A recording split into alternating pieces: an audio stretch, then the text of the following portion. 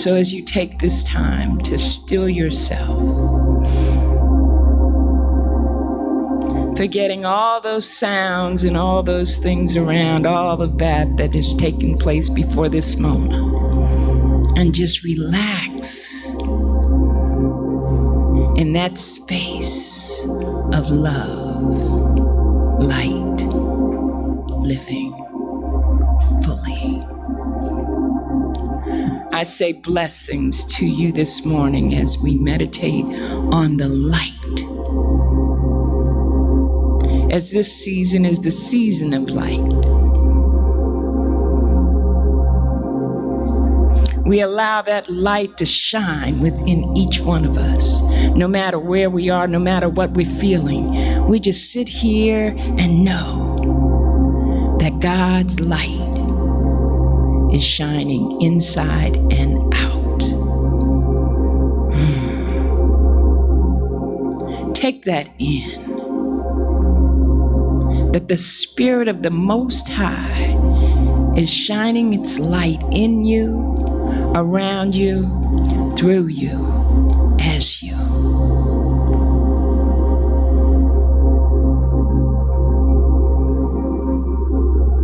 How sweet it is to know that you're always loved. That there is a light shining no matter how dark it is.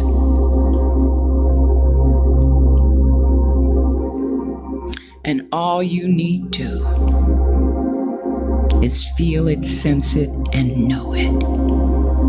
And then you too are engulfed in that beauty.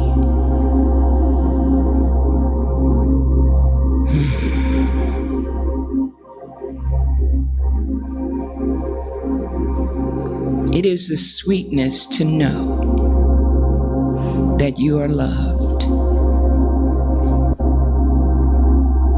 that you are cared for every day,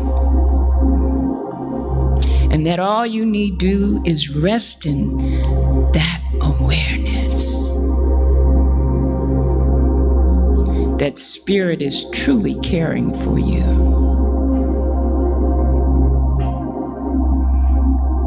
And when you surrender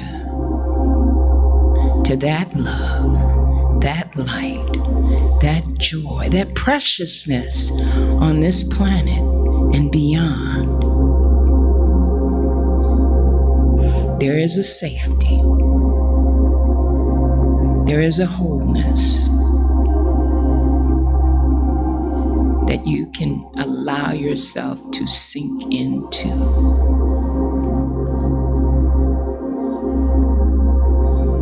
So no matter what the time, the place, the weather, the conditions,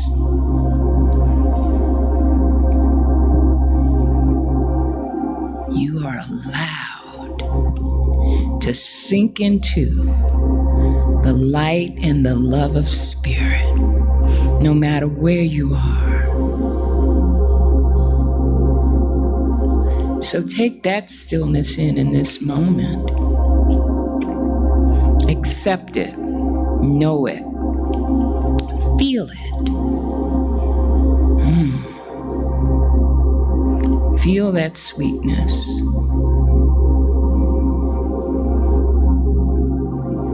And I say feel that sweetness so you can relax into it at any time, in any moment, no matter what is happening.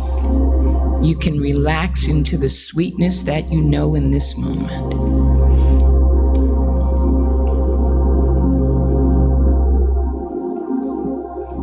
Just remember,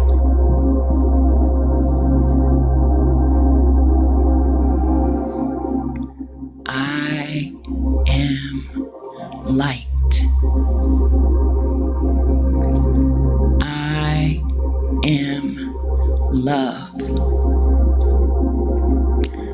I am joy.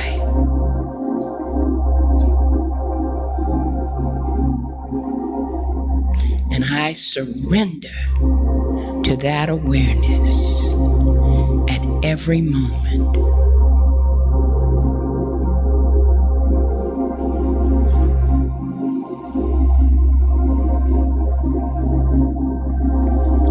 I am light.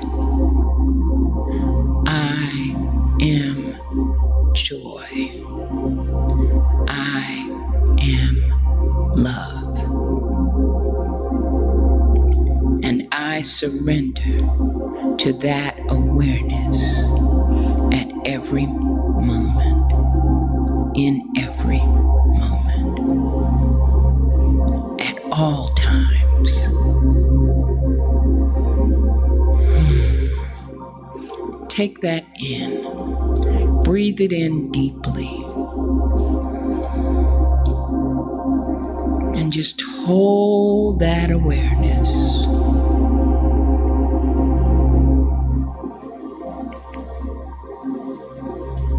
For in the stillness, I know that God is everywhere present and that I am light, that I am love, that I am joy.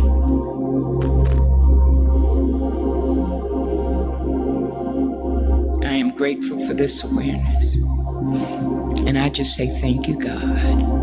I know it is good. I know it is done. And so it is. Namaste. And that concludes this morning's meditation. Just sustain this feeling for as long as you can hold it. Be still.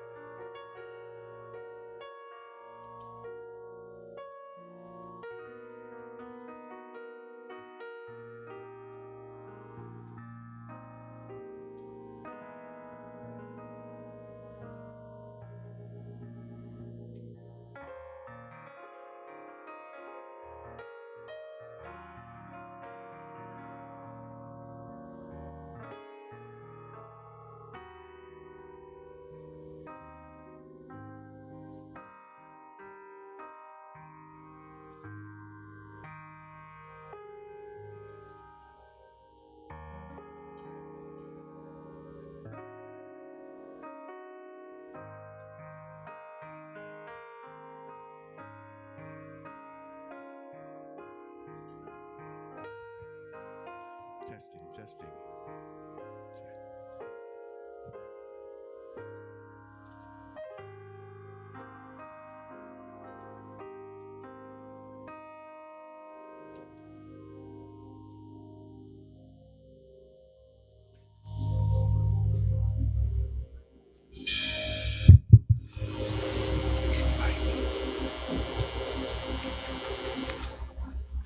Well, God morning, Ahiah. Woo! Feels like sleepy time in here. In the book it said, let there be light. There we go. Indeed, indeed. Welcome to live streaming and live service from Ahiah Center for Spiritual Living in beautiful downtown Pasadena, California, USA. The heart of the theater district. And hey, Rev. And we have bodies in the seats here. Just a reminder that if you're at home watching in your PJs, you might want to put on some clothes and come on hang out with us because we got some good energy going here this morning. I'm Reverend Michael Bernard Lattimore, your guide on the side this morning, assistant minister here at Ahiah, and just honored to be home. Just by way of disclosure, I want to let you know that I've been in prison. And it was so nice, I went to prison twice. Yesterday I was at the CAC California City prison for men, and then the week before, Marsha and I were at California Institute for Women in Chino, and we were with the Freedom to Choose Project, and it's appropriate that today our theme is caring compassionately because we got a chance to go and actually put that compassion into action. And 95% of folks that are incarcerated or having an experience of incarceration are coming home one day. And we want them to come home in a much better energy than they were when they went in.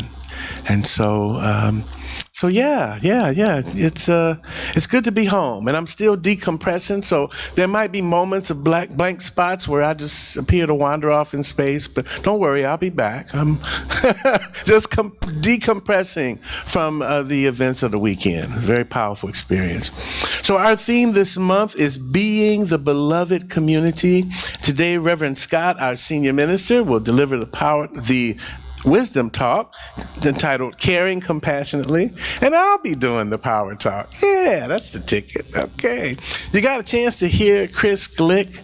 He's our musical director, licensed practitioner, and he is tickling the keys over there, along with Brian Menifee with the rhythms, holding up the percussions, and Leon Johnson is wandering around somewhere, and he will be holding down the bass. So Leon and Chris, Brian. Oh, he's doing the sound today. Leon's in the sound booth. Let's give him some love. Leon, we thank you. So he's managing the flow of electrons so that we can be heard. Indeed, indeed. Yes, indeed. So we also want to acknowledge Harris. He's our stage manager, our technical director. He's slicing and dicing, managing our live streaming and so forth. And our beloved Hugs volunteer, Dorothy. She is in the back. Thank you, Dorothy. My sound went out, and normally when that happens, that means batteries. Am I back? Oh, hey, I'm back. That was quick. Did we put new batteries? No, we didn't. No, I can tell. So normally when the sound, check, yep. When the sound goes out, it means that we need batteries. Batteries are required, but, ease and grace, we just switch mics and we keep it moving, yes? Mm-hmm. And also, our musical inspiration today, special acknowledgement, is Vanessa Simon. Let's give Vanessa some love. And when I came in, she was rehearsing a piece with her daughter, Alana. So we want to give Alana some love because we know she's somewhere around. And in a moment, we're going to be hearing her beautiful voice. So what a treat. What a treat. Mother and daughter. I don't know that we've had that in quite a while. Yeah. Yes, indeed. It is home. You're absolutely right, Chris. Thank you for reminding me of that. Okay, so the mic's back for Mike. Let's see. Oh, there. Okay, we got love. All right. Yeah, see, we just paint it red and keep moving. Indeed. Our invocation and reading, our practitioner of the day is Marsha Bradshaw. You may have gotten a sense of her loving consciousness in the meditation this morning. Thank you, Marsha. And Marsha also goes to prison with me. Yeah. Or I go to prison with her because she was going to prison before I started going to prison, way back in probably 2007 or something like that. Yeah. What a blessing. So I think we are ready to get God's party going. Yeah, we're ready. We're ready. So in a moment, you will see the beautiful, song first. Easy peasy. A congregational song led by Vanessa Simon. Please feel free to join in. The words will be on the screen.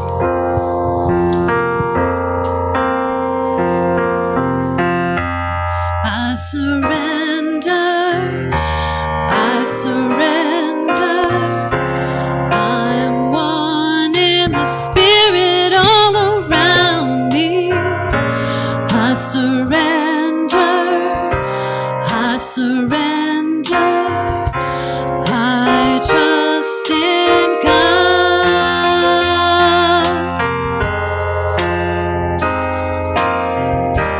So grateful, I'm one in the Spirit of God. I'm thankful, so grateful. I trust in God.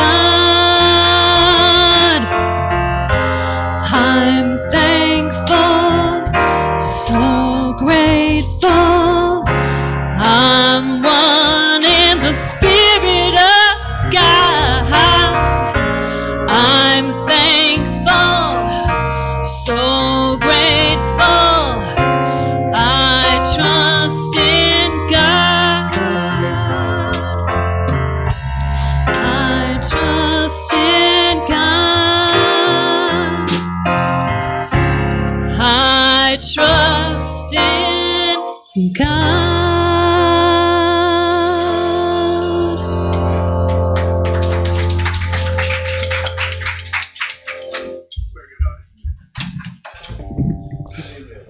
And so now we're going to do a meditation video that's been put together by Gabriel. The meditation will be on your screen up here and also on the screen for you at home. So let's just take a deep breath in and let that go.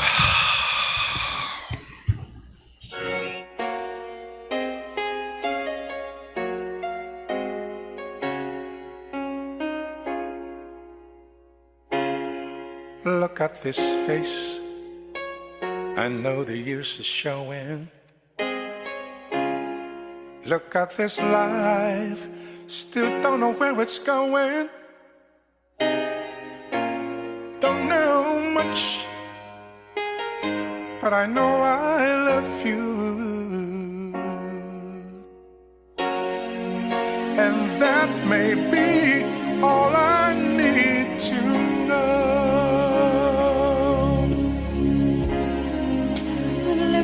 These eyes, they never seem to matter. Look at this dream, so bitter and so bitter. Don't know much, but I know I love you. And that may be all I need to know.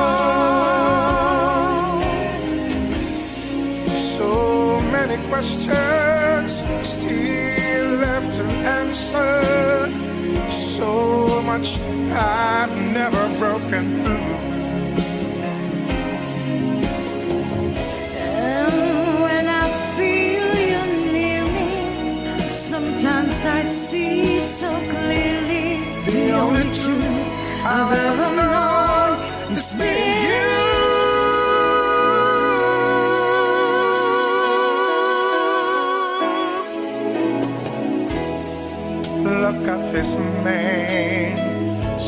blessed with inspiration. Look at his soul, still searching for salvation. I don't know much, but I know I love you, and that may be all I need to know.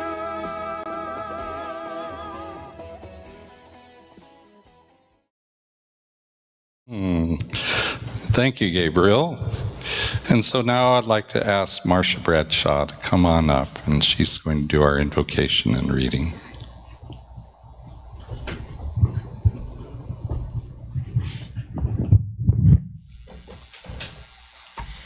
Good morning again and welcome. It is so wonderful to be here this morning. And I say, even if it is raining, most people say, I'm glad that it's raining. So I am going to read from 365 Days, Science of Mind. December is the month of light. A new light is coming into the world.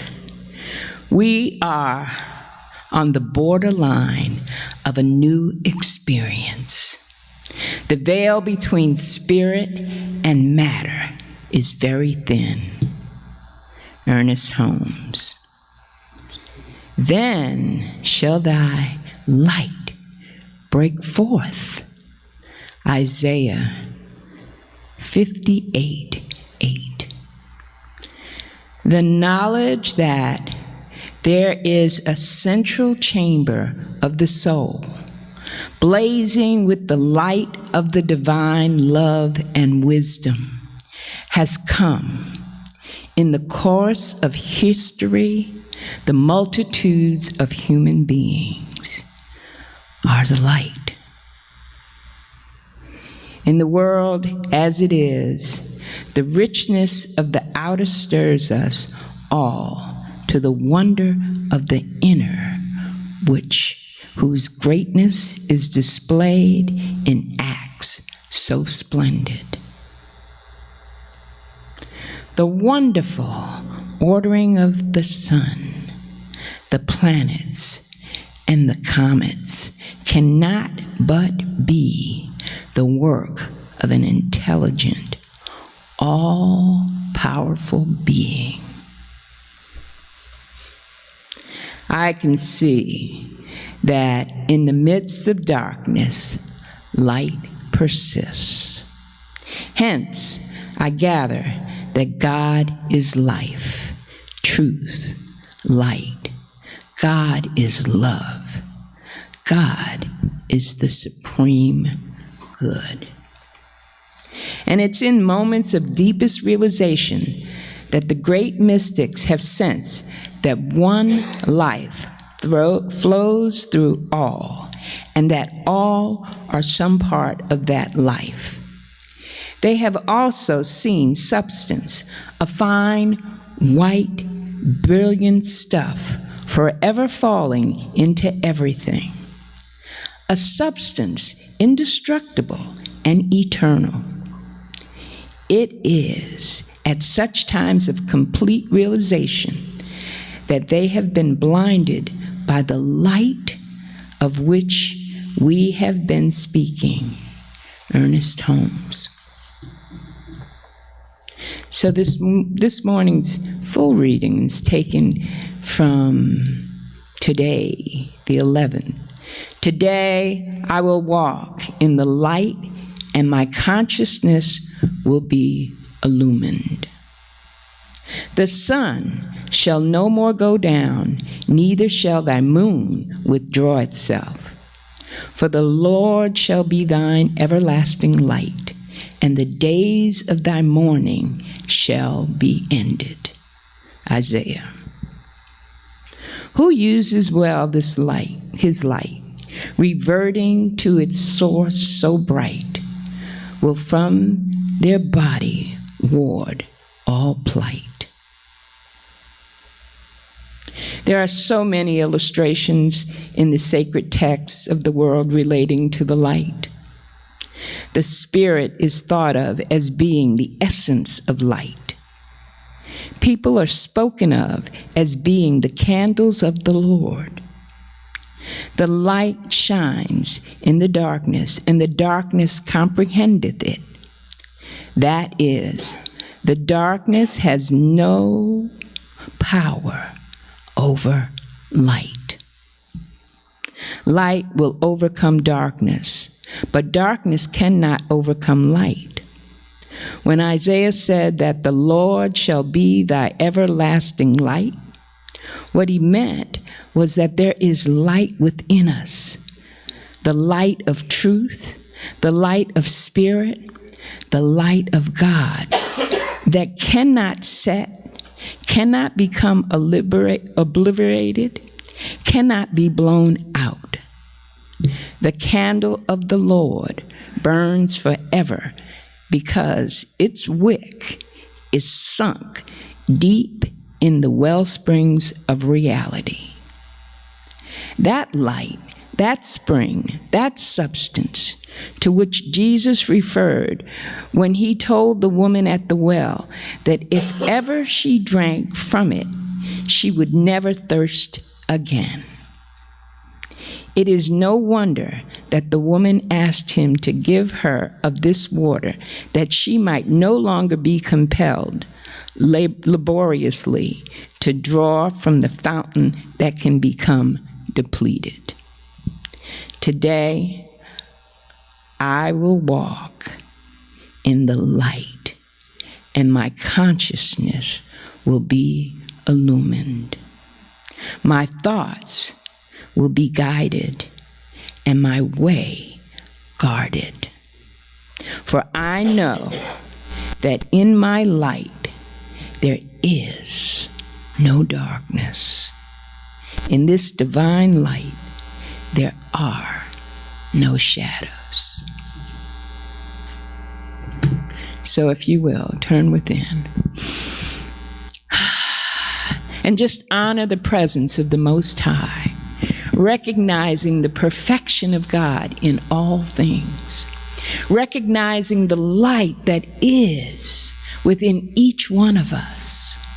I know that this day is a blessed day, for the light shines through the clouds, through the rain, through everything, for that light shines within me.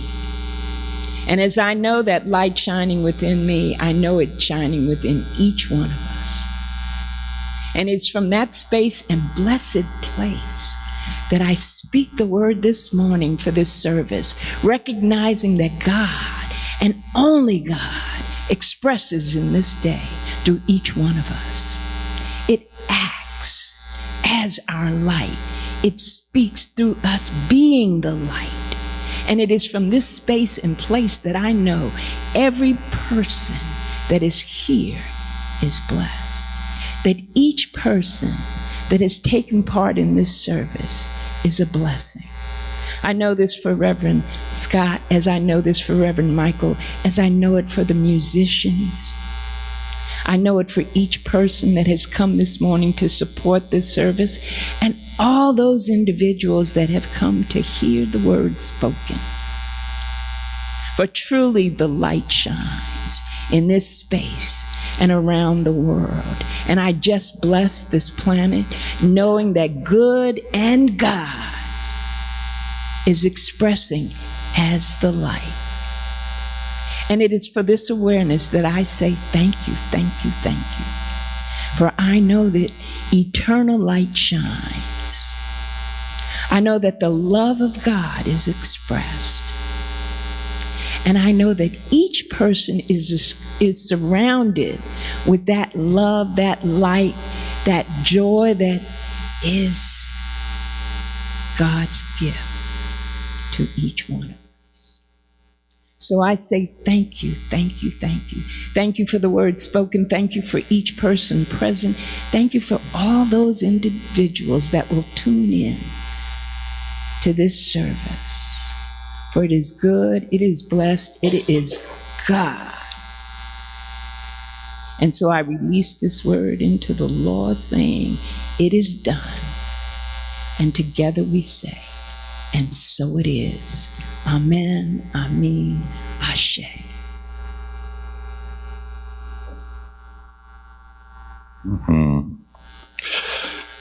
And so, such a beautiful morning, raining, right? We get to enjoy the rain. We haven't been getting to enjoy the rain that much lately. And so I'd like to go ahead and ask Vanessa to come on up. And while she's coming up, what I'd like you to do is just give a nice Ahiah welcome to the people around you. You don't have to hug or anything. Just, wave, say hi. God bless you. I'm so glad that you're here, coming in out of the rain. And so, yeah, even Gabriel all the way in the back. And so, Vanessa. Hi. So Vanessa is one of our own, and we just want to say thank you for coming up. This is your first time singing for us, and we're just looking so forward. I am looking so forward to that. Thank you. Mm-hmm.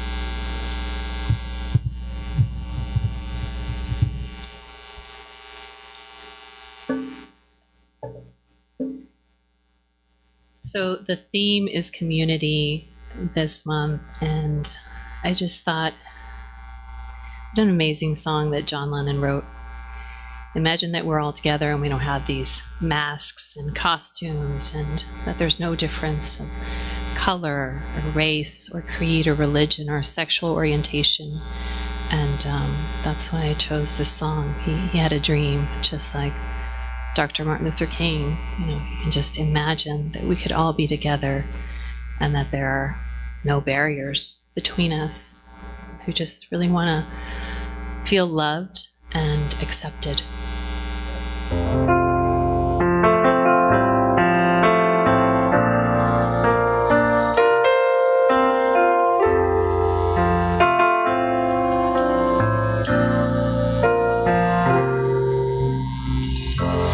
Imagine there's no heaven. It's easy if you try. No hell below us. Above us, only sky. Imagine all the people living for today. Yeah. Imagine there's no countries.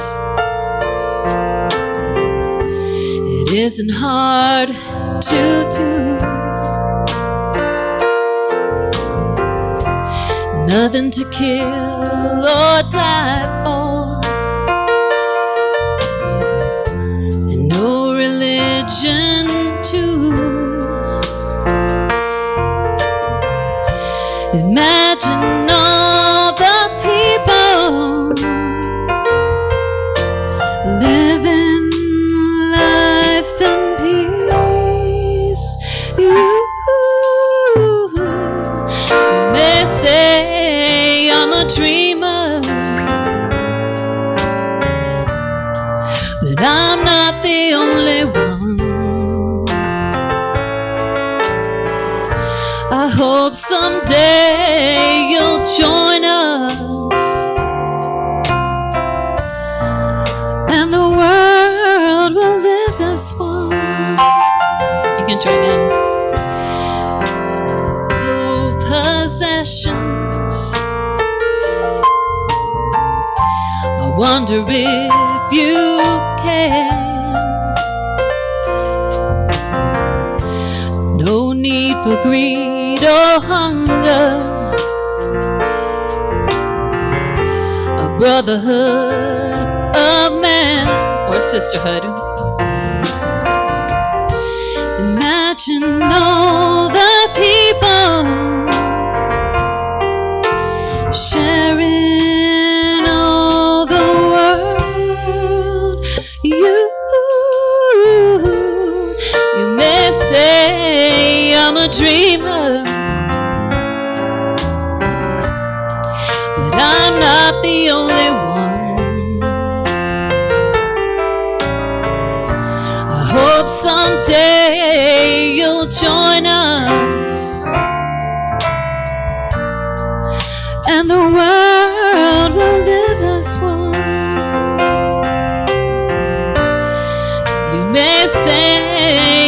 a dreamer, but I'm not the only one. I hope someday you'll join us, and the world will live as one.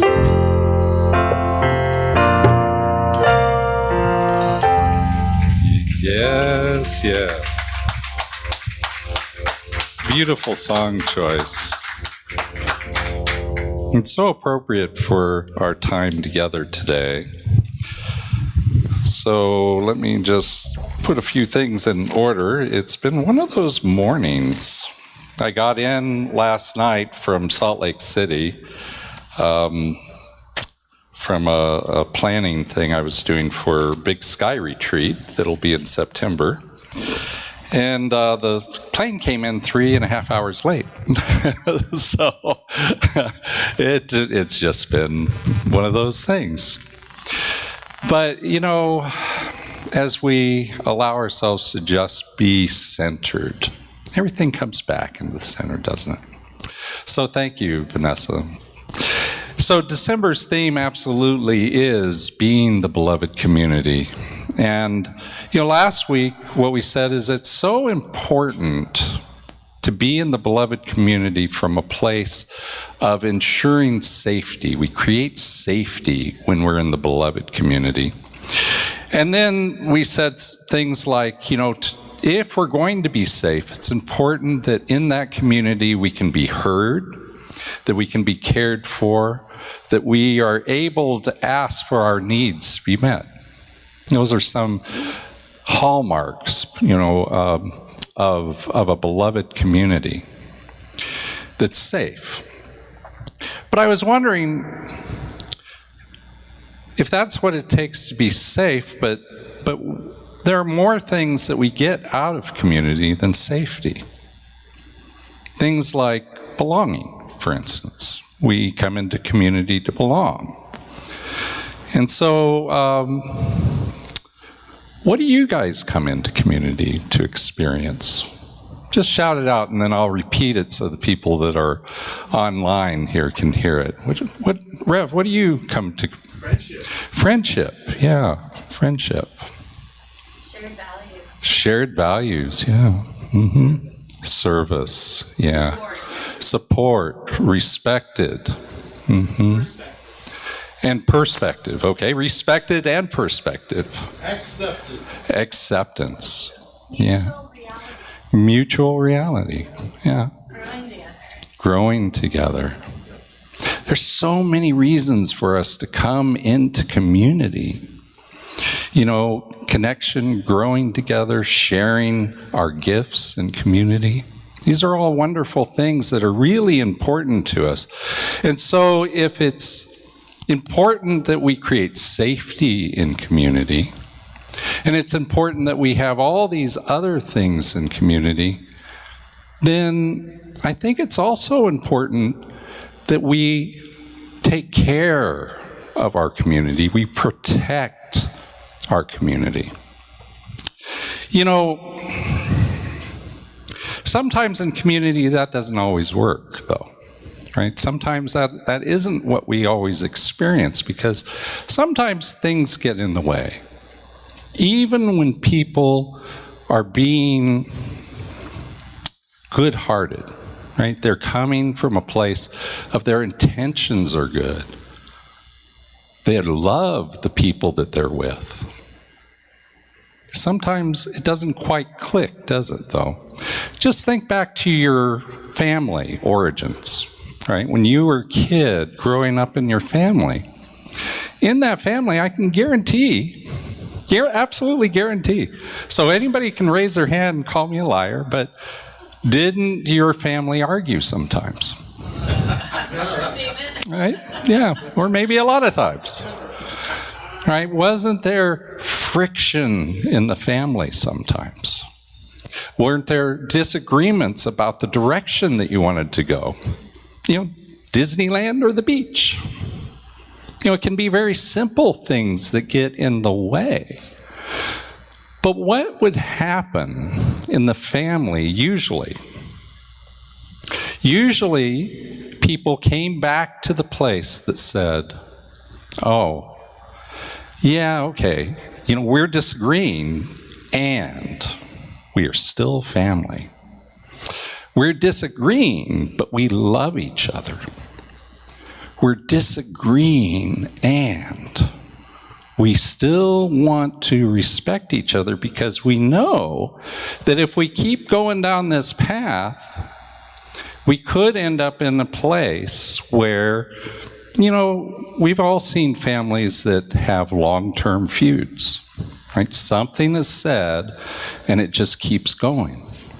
And we don't want that.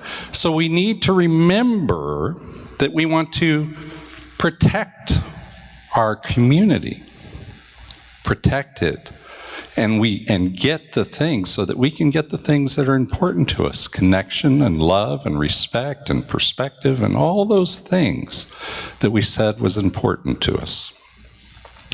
Now, here at Centers for Spiritual Living, we actually have what's known as a global heart statement. The global heart. This came out in the early 2000s. And there's a whole bunch of statements out of it, and I want to share one with you. It says, we envision a world in which we live and grow as one global family that respects and honors the interconnectedness of all life, a world where this kinship with all life prospers and connects through the guidance of spiritual wisdom and experience. Right? All life. All people, not just our neighborhood, but the entire world. That's the global heart vision. That's the place where we believe in this philosophy that we teach here that we can achieve that. But what does it take to do that? What does it take to achieve something like that? Well, I think part of it is that same wisdom that we were talking about a moment ago that came from our families. This idea that we have to protect the safety of our family, the safety of our community, the safety of our nation, the safety of our world, the safety of all the people that live in this world. And so it's our job, for not just the world, not just for Russia and Ukraine, maybe also closer to home, maybe our politics and our nation, so that we can come together and know that the important thing is that we love each other.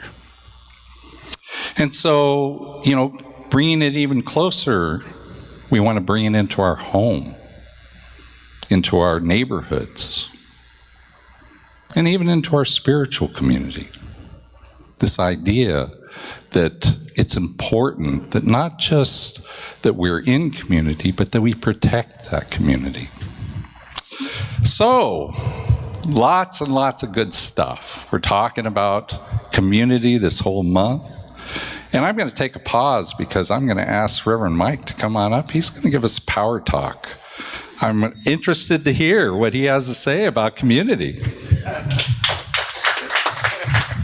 Thank you, Rev. Thank you. Indeed, indeed.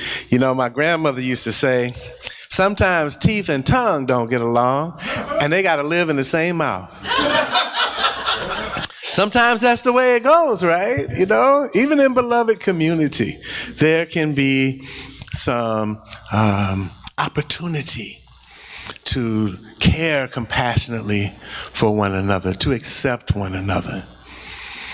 The number one complaint about relationships, what people say? He doesn't listen to me. She doesn't listen to me. Communication. And there's power in listening.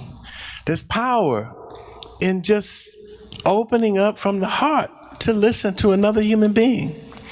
Yesterday at the prison, we practiced a communication skill called respectful communication.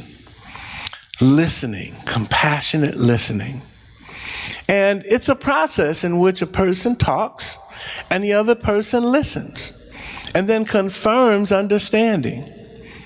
So one person talks about an opportunity or a challenge in their life, anything, and then the other person says, so if I heard you right, what you said was, and then they get a chance to say, that's not exactly what I said. What I really meant was, and so they get to clarify. And there's communication that takes place. There's a speaker, there's a listener, and then there's an opportunity to go back and forth and listen to one another. What a skill. Imagine if the whole world did that, right? We've been conditioned to listen in a way in which we are preparing our response. For my wife and I, we've been together for over 4 decades. Ooh. So we got practice in that. There's certain thing that she says, and when she says that thing, I say that thing I say. Then she says that thing she says, then I say that thing she says. And then the next thing you know, right? Yeah, teeth and tongue, we got to live together. But I learned something yesterday. I learned that I have the right to remain silent. Now, of course, I already knew that, but I needed the reminder. That I can just say, okay. No matter what she says. She comes home from work and says, look at this house. You retired, you've been here all day, look at this house. I can just say, okay. I can just say, honey, tell me more about that. I could. Because beloved community is a place where we listen to one another. And no matter what we're saying, there's a listening ear on the other side. I learned yesterday, got reminded again that I don't have to have an opinion. Don't have to have one. It's not that important. I can allow another person the dignity of their process. Because we're all going home. And so their opinion might be a little different than mine. It might be a voice in my head that says, that opinion is kind of whack, right? But I don't have to say that. I can just listen. Otherwise, my consciousness is developing, this thing called judgment, which is, that's just wrong. That shouldn't be. Ain't it awful? People who think like that are, insert the description, right? And sometimes caring compassionately involves what I like to call carefrontation. And it's confronting with truth, but from a caring place, where I'm truly curious about a person's opinion, about, their ideas. They might be diametrically opposed to mine, but I can still ask them, tell me more about that. I'm curious about that. I have the choice to do that. That's freedom. Because I know that sometimes there's some crazy ideas going on in my own head. You ever had a thought and ask yourself, where the heck did that come from? Right? That's part of the human condition. Sometimes we grab those thoughts out the ethers and they're floating around in our minds and we believe that they're true. I know about that. I know about being imprisoned in my own mind. I know about an idea that overcomes all other ideas and that I persist to believe in despite the evidence to the contrary. And that led me 35 years ago to getting sober.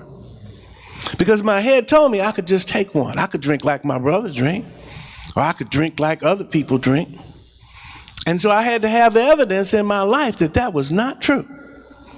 I could not. I am bodily and mentally different from other folks.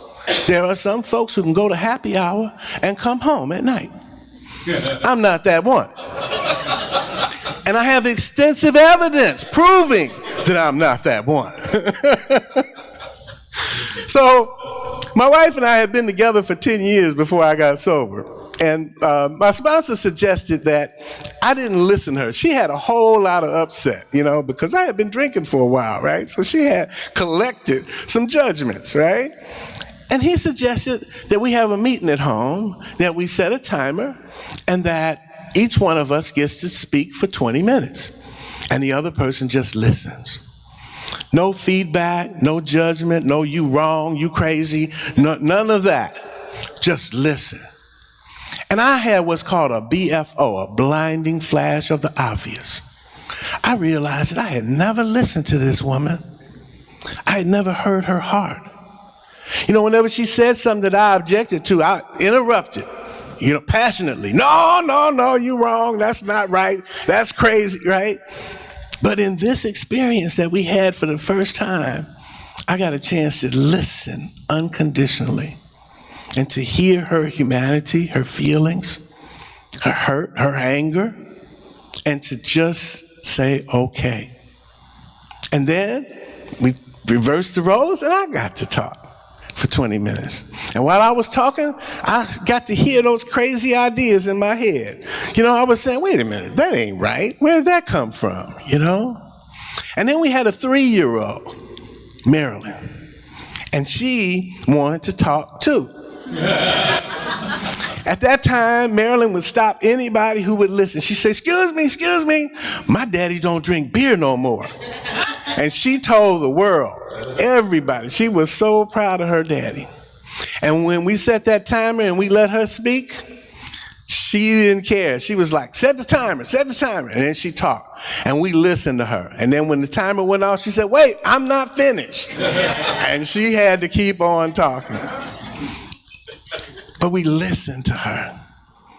And I realized that I was giving her a gift that I never had. Because they didn't listen to me when I was a child. They told me, children are meant to be seen and not heard. Shut up, boy. This is grown folks talk. That's what they said to me. So we get to honor one another by listening. And that's my invitation to you today. Listen to somebody.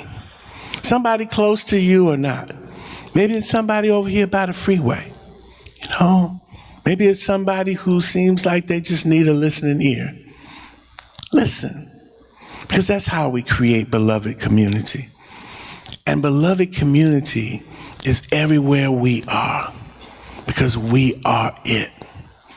We are that light that Marsha read about, We are the community, reminding people that they belong, that we belong to one another, that we all came from Mother Eve, all of us, somewhere in the 5 Lakes region of Central Africa. This woman gave birth to life, the first human being, and her husband, Father Adam. They're our ancestors. And so no matter where we migrated to and came back from, whatever ship we took, we're all in the same boat now. We are the human family, beloved community. And it's an honor for you to listen to me. And I'm just going to say this in close. There's 2 individuals in this room that I used to rock as babies. They were little babies born in the Ahiah community.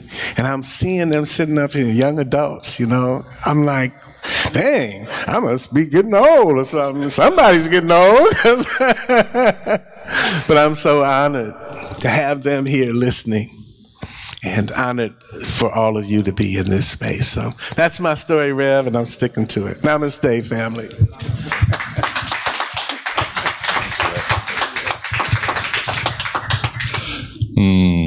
Yes.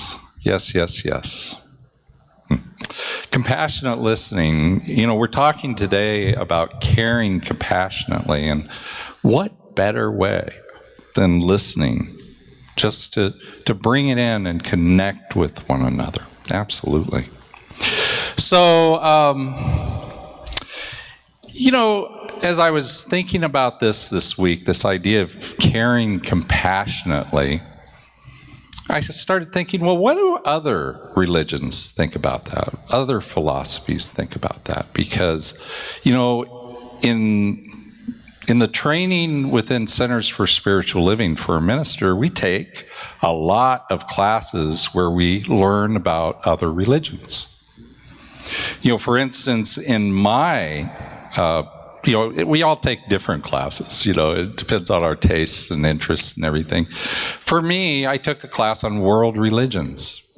And the wonderful thing about that class was it introduced me to ancient religions, the Sumerians, the ziggurats, the fertility gods, the corn goddess. And I took two classes on the metaphysical Bible. And it's so wonderful to be able to pick up the Bible. Because when I was a kid, the Bible was hurtful to me. And so now it's become a document of love. And then I took a class on Islam, and I got introduced to Sufism, the mystical branch of the Islam faith. And what a beautiful faith that is. Kabbalah, right? Chris and I have talked about Kabbalah. Chris is from a Jewish faith. When he was growing up, and that's the mystical branch of the Jewish faith. And then there's Hinduism and getting introduced to the Bhagavad Gita. And finally, there was a class on Buddhism. And I remember for the first several weeks I was taking this class, and I thought, boy, this philosophy is so heady. It's so think. Where's the connection to the heart? How do I get to a place of feeling the divine?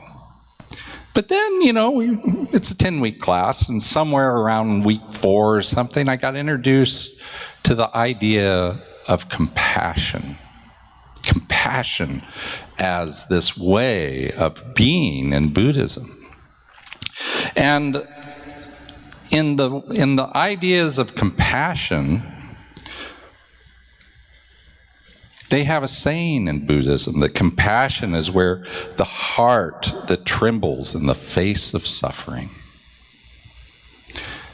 And when I first read that, I went, really? Suffering? That's where we're going to focus for compassion, is suffering? But then I went back and I looked at the root of the word compassion. And the root of the word of compassion comes from Latin, com, which is just with, and then probably something like passion or something like that. It's French. And that old French meaning was specifically around their understanding of Jesus on the cross, the suffering that Jesus felt on that cross. And so when we say compassion, what we're really saying is, I'm going to be with you in your suffering. What a thought, right? I'm going to be with you in your suffering. But I'm going to be with you from this place of Buddhism in your suffering where my heart is engaged. My heart is trembling. Now, suffering is really fundamental to Buddhism. It's the place that it got born, really. When I took that class in it was actually in world religion rather than in the Buddhism class, I got the story of Sid. Sid is short for Siddhartha, which is the name of the Buddha, the name that he was born with. And when the Buddha, Siddhartha, Sid, was born, he was still in the mother's belly, a prophet came to see them. And he made a prophecy, and he said, that either this baby, when it's born, it's either going to be someone who he's a wheel-turning monarch, right? He's going to be somebody that really takes control and makes big changes as a monarch. Or he's going to be someone who's a great spiritual leader. Now, the father of this child was the king. Which one do you think he wanted? Right? Did he want a great spiritual leader? Or did he want a son who would be turning the wheel of the world for him? After he's gone, he's taken over this kingdom and he's turning that wheel. Well, that's what he chose. And he had a plan. And he took this little baby, Sid, and he basically sequestered him. And he kept him in the palace. And for 29 years, this baby was only allowed to see the good things. He had plenty to eat. He was the prince. He had plenty of people to take care of him and feed him and play with him and do all the things and teach him. But anything that was negative that might bring out that compassionate heart, that was kept on the other side of those huge palace walls. And so until he was 29 years old, you could say he was a very guarded person. He didn't have a lot of experience.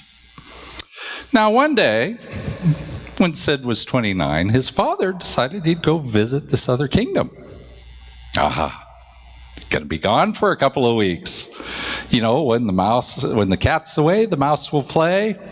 And so Siddhartha takes the opportunity with one of his guards to go out into the city, someplace he had never been. And so you can imagine this city in India where you have all types of people, all conditions of people. And on the first day, he goes out of his palace and he sees a man, an aged man, very, very old. And he's like, what?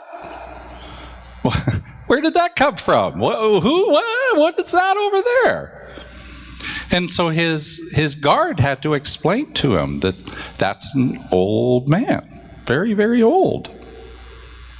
And that, people, that's the natural thing that happens to people as we grow up and we grow old. And Siddhartha had never seen an older person. And so he's like, what? You mean the beauty? Because he was a very beautiful young man. This beauty that I have will change. I don't know. What do I do with that? Now, the second day he went out and he saw a very sick man. And the guard explained to him that people get sick. That, it's not just, not everybody lives to be the age of the old man, because some people get sick. And he's like, what? I might have this vitality that is mine, might go away. On the third day, he's out in the city and there's a funeral procession that goes by and he sees a dead man. He had never seen anybody that was dead. He'd never thought about it because that had never been in his reality. And the guard had to explain to him that one day for every last person that has ever lived, there will be a day when you'll no longer be here in this form. What? Really? I might change? I might not be the me that I know? And the fourth day, he goes out and he sees a monk. And this monk is out there studying. He talks to the monk, and the monk tells him he's studying suffering. He's studying how to overcome suffering. And this gives Sid hope. Because he's just been introduced to suffering, and now he's introduced to this idea that, well, maybe we don't have to suffer. And so then Sid goes out, and I won't go into that history because that's a long history, but he ends up under the Bodhi tree. He ends up becoming enlightened. And what does enlightenment mean? In the Buddhist tradition, enlightenment means that you are no longer suffering. And how did he achieve that? He achieved it by letting go. Because he realized that what we do is we suffer when we hold on to things, when we grasp, when we attach ourselves to these things, whatever it is. Health, beauty, life, money, a particular relationship. Things that we want to go on forever. And so this idea that we are all guaranteed somehow to suffer, he didn't want that. And he found his own solution. So I'm telling you all of this story for the simple reason that we want to come to understand that caring comes through us seeing another person suffering. That caring that makes our heart tremble. And it's not that we want to just go out and fix it, right? It's not that we're going to throw dollars out of our window at the freeway stop. You know, that's just, I'm not saying not to do that by any means, but if that's the only thing that we do, if we give in order to put the barrier up so we no longer see that person, then that's not compassionate caring at all. So what do we do?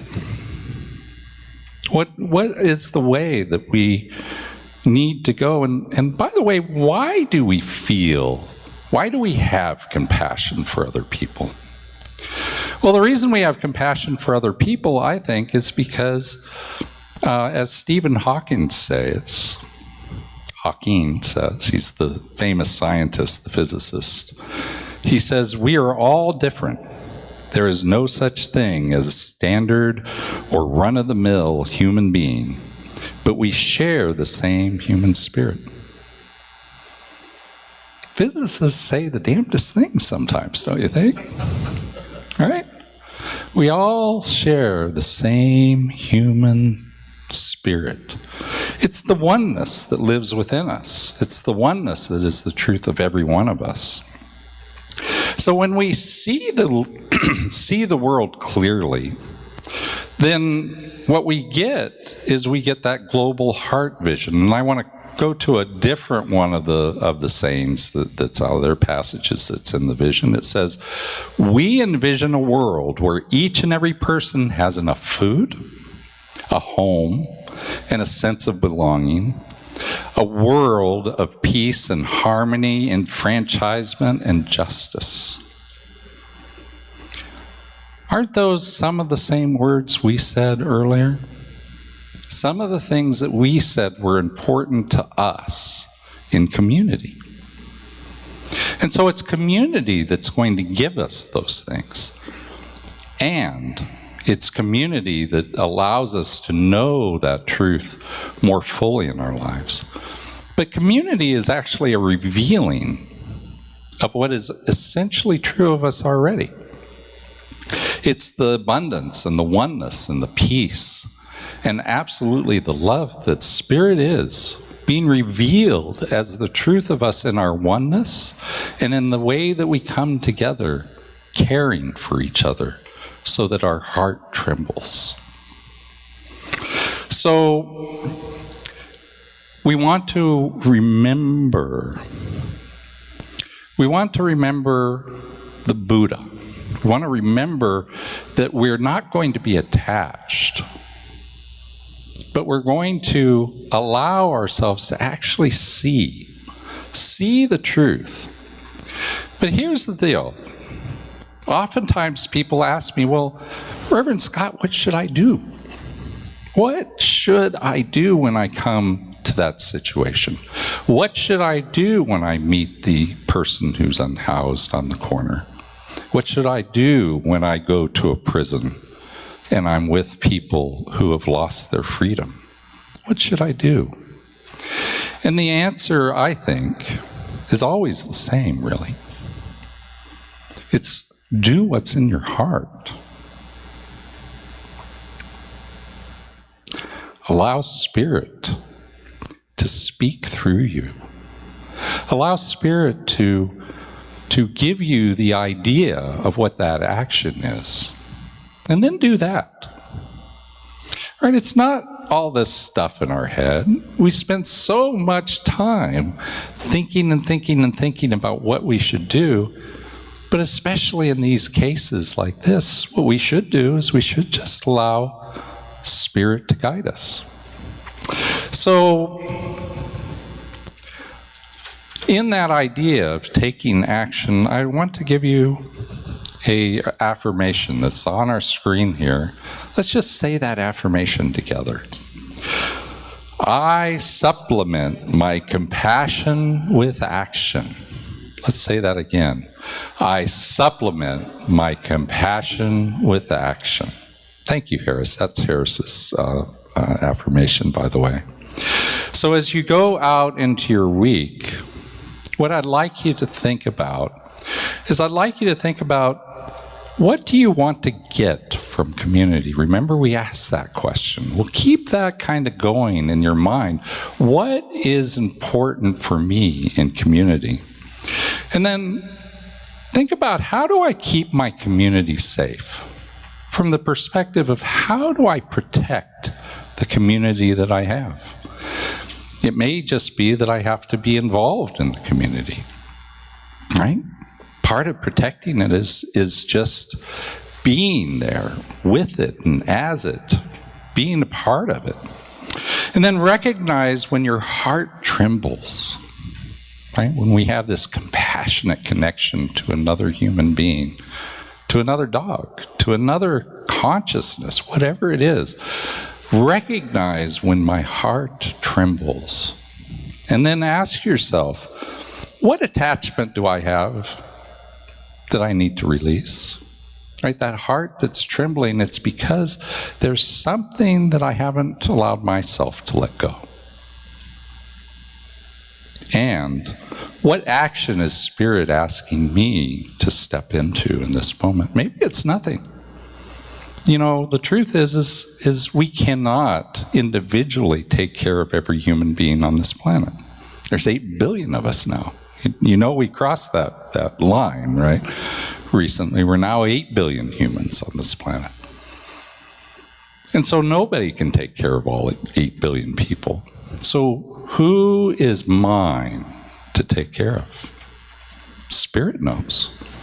Because what's true of Spirit always is Spirit always tells us what's best for us and for everyone around us. And then finally, if you're at all confused, not sure what to do, just let Spirit guide you. Thank you, and namaste.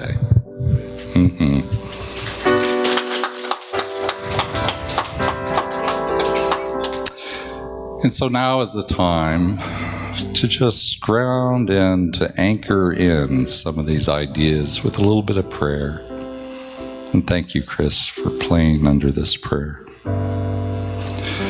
And so I know, and I know that I know that I know that there is only one life, one power, one presence, this life that is divine, this life that is God, this life that is so much more than I am. There's a saying from Ernest Holmes that says, there is a power greater than I in the universe, and I can use it.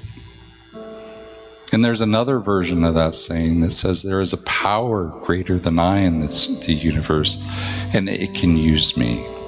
And so we open ourselves to both ways of being. I open myself to that knowing that Spirit just says yes. that this life divine is moving through us and as us, through me, as me, through you and as you, that all that Spirit is the truth of each and every one of us, that the life that is love and peace and joy and harmony and balance and order, all of that, freedom most essentially, is the truth of each and every person in each and every circumstance. And so it's from that place of knowingness that I speak my word as the truth of us all right here, for all of us who are online, that this life divine is moving through us and as us. And so there is a path forward for each and every one of us that leads us to our highest potential, that leads us to a place where everything is good for us and it's also good for everybody around us. We don't have to step on anybody to get what we need in our life, because God is infinite in its source. It allows and gives of itself freely. And so I know as we move forward today that we allow ourselves and our hearts to open wide. We allow our heart to tremble when we see somebody come in a compassionate way, when we are caring compassionately for somebody else, and yet we don't allow it to rock us. It doesn't take us down, because we know that there is a truth that's grander, that's bigger than that is true of them already right now.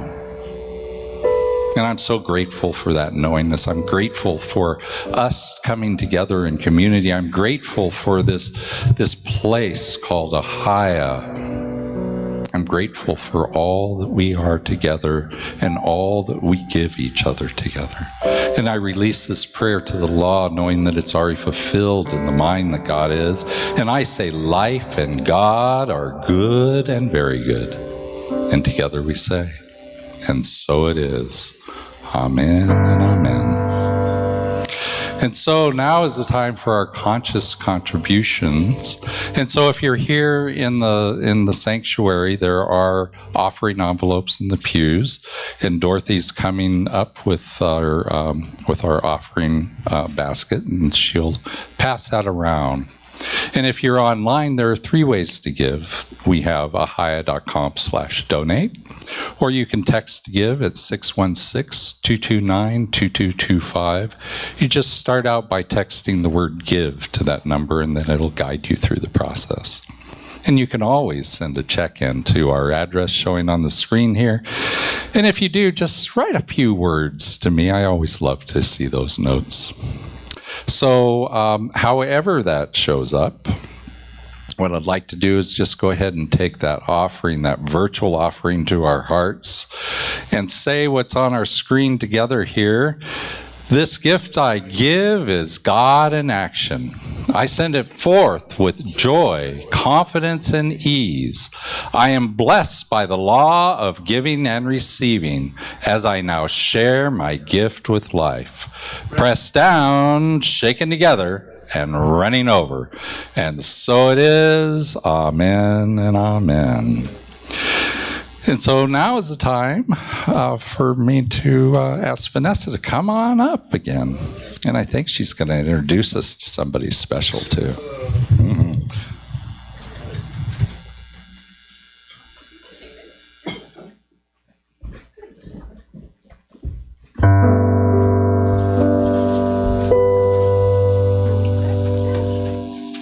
This is my daughter, Alana.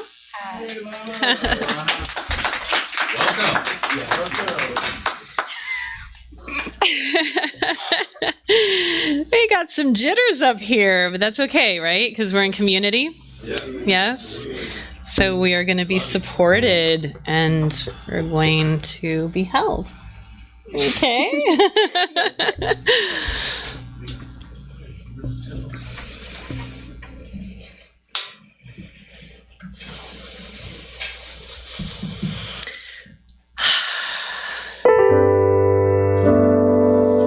So this song is A Million Dreams, and it's very special to Alana and myself. And it's basically imagining again that world that we want to live in, And I can start by being the best mom to Alana and guiding her and loving her and cherishing her and inspiring her. And so when we are a team, I feel that we inspire others. So that's where I start with my little seed. And we also love the movie, so so I hope you're inspired.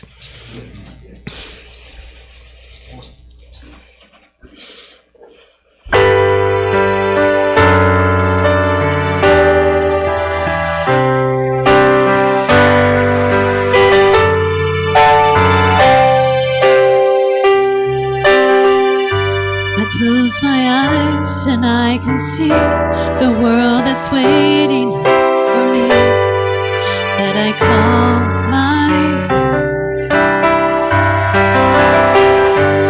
Through the dark, through the door, to where no one's been before, but it feels like home. They can say it all sounds crazy. They can say we lost our minds. I don't care if they call us crazy. We can live in a world that we design. 'Cause every night I lie in bed, the brightest colors fill my head. A million dreams are keeping me awake. Think of what the world could be, a vision of the one I see. A million dreams is all it's gonna take. A million dreams for the world we're gonna make.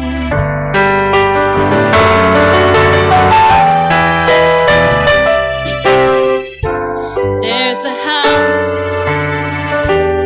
every room inside is filled, things from far away.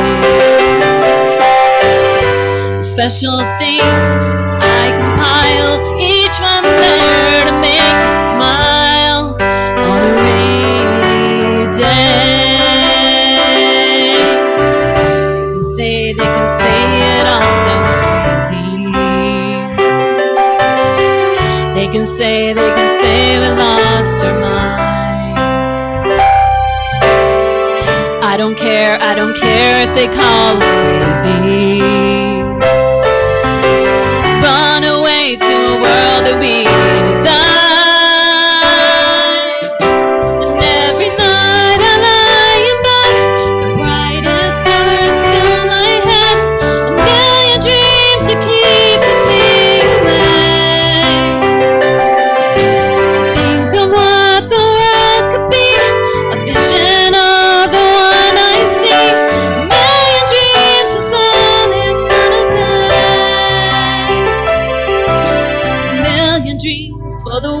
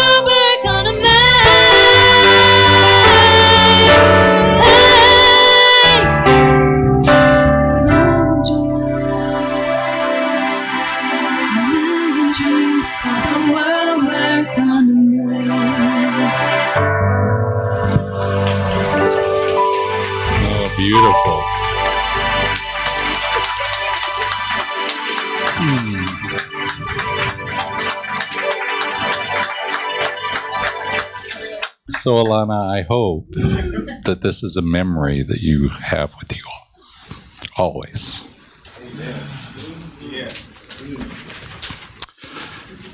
You know, that touches me because, one of the things, Lisa is right back there, and I'm going to go ahead and have her bring up everybody with her. But one of the things that has been so important to me is that we grow our youth program here. And one of the things that Lisa and I have been conspiring about is to have a youth Sunday, a service that is put on by our youth. And I'm just seeing that possibility growing in front of our eyes. Good morning. Yes, I'm looking forward to that. December is, very focused on gift giving, and we tend to focus on the gifts that we receive. So today we did a little exploring into the immaterial gifts that we get, and we did some compare and contrast with material things that we think are gifts that then sometimes get weighty. We did that by carrying around bags of rocks that were about 10 pounds for a while. We held on to them. And then we eventually made a list of immaterial gifts going through the alphabet. And a few of us are going to share 3 things are on our list. Love, joy, and kindness. Determination, energy, and fun. Joy, kindness, and life. Love, kindness, and trust. Thank you. And I just want to say a big thank you to our chili sale camp for Chili for Camp last week. It was very successful. We ran out of chili, and so thank you for everybody that helped us with that. And we're on our way to camp. And how many people are we taking to camp? We have 6 kids going to camp, so that's very exciting. All right, thank you, guys. And so, just a couple more announcements. One from Nancy Johnson here.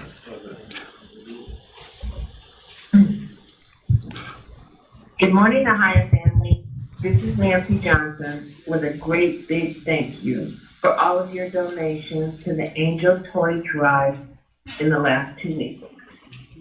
We raised a record amount of money this year thanks to you and your generosity.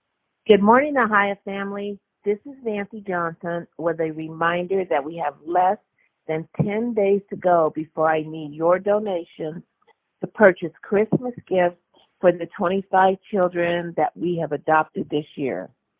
Please join with me by opening your heart and your wallet to help these children have a special day.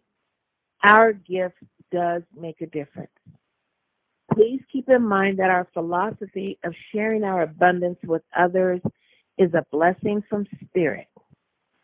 And we acknowledge that as we give, so shall we receive.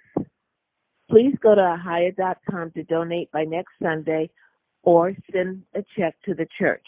As always, you may contact me if you have questions or need assistance.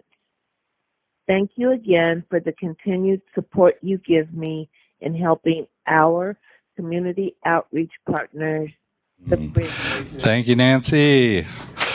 And if you still have not donated and you wish to, we have this QR code that you can take a picture of, right? You can bring out your cell phone, aim it at the little square there, and it'll take you to the right form for that.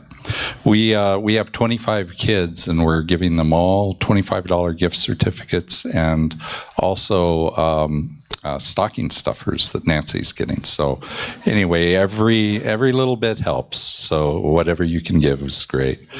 And then today, we're having the second class of the Wisdom of the Enneagram. And so last week we had a class. I know that some people were not able to be here.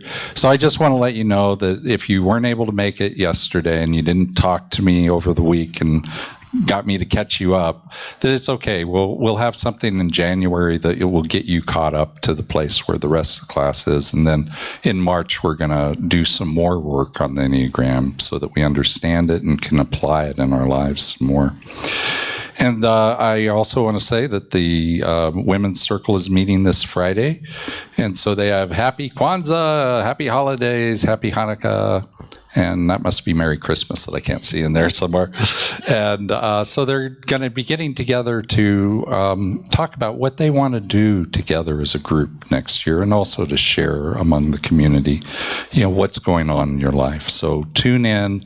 That's this Friday at 7 o'clock on our usual Zoom room. You can find it at ahiah.com/virtual.